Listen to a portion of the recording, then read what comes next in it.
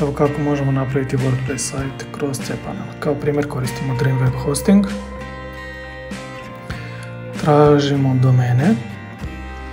Ovdje možemo kreirati novi domen ili izabrati već neke postojeće. Isto tako možemo napraviti poddomen.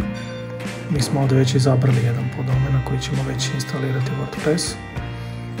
Spuštamo se do opcije Application, izaberemo opciju WordPress i idemo na instaliraj. Obrišemo zadnji slag. Podesimo podatke, možemo promijeniti naziv sajta, možemo te stvari, da kažem, mijenjati i kasnije, tako da bitno da sve ostavimo ostalo default i idemo na install. Sačekamo par sekundi ili minuta i možemo da se ulogujemo u VP Admin. Ovo su neke defaultne notifikacije od samog sistema